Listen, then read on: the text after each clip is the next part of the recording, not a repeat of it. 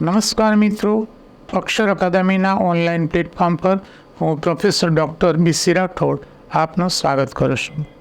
બંધારણની કલમોના પરિચયના અંતર્ગત આજે આપણે કલમ નંબર 44 અને 45ની જોગવાઈઓ જોઈશું. મિત્રો, આ બંને કલમની જોગવાઈઓમાં વિગતો ઓછી હોવાથી આજે આપણે બંને કલમો સાથે જોઈશું. આ બંને કલમો એ રાજનીતિના માર્ગદર્શક સિદ્ધાંતો અન્વયે આવે છે એ આપણે જાણીએ છીએ.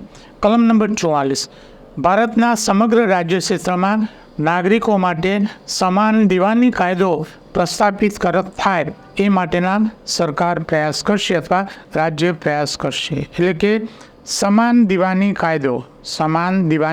કાયદો સ્થાપવા માટે જેને આપણે સમાન સિવિલ કોડ કહીશું, જેમ કે ગોવામાં એ સમાન સિવિલ કોડ છે, તો રાજ્ય એ માટેના પ્રયાસ કરશે. ઉત્તરાખંડે પણ એ માટેનું વિધેયક પસાર કર્યું છે. અનુચ્છેદ 45, રાજ્ય 14 વર્ષથી નીચેના બાળકોના શિક્ષણ માટેની વ્યવસ્થા કરશે.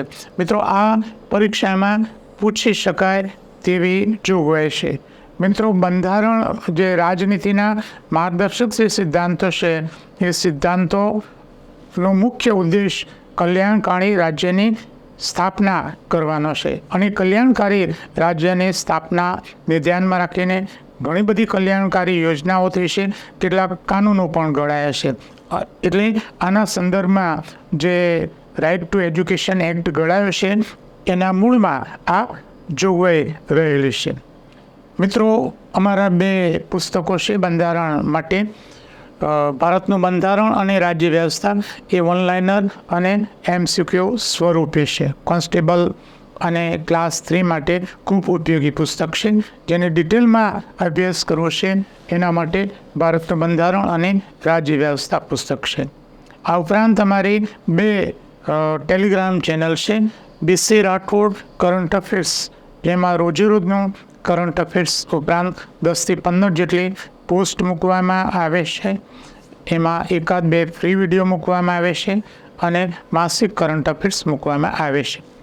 બીજી જે ટેલિગ્રામ ચેનલ છે ગૌરવંતી ગુજરાતી, જેમાં ગુજરાતી ભાષા, સાહિત્ય અને વ્યાકરણને લગતી પોસ્ટ મૂકવામાં આવે છે. હજુ સુધી જો તમે અમારી આ બંને ટેલિગ્રામ ચેનલ સબસ્ક્રાઈબ કરી નથી તો એમાં તમે જોઈન થઈ જશો. અને વધુમાં આજનો અમારો આ વિડીયો આપને પસંદ આવ્યો હોય તો લાઈક કરીને શેર કરવાનું ભૂલતા નહીં. અને હજુ સુધી જો તમે અમારી યુટ્યુબ ચેનલ સબસ્ક્રાઈબ કરી નથી તો ચેનલને સબસ્ક્રાઈબ કરવા વિનંતી છે.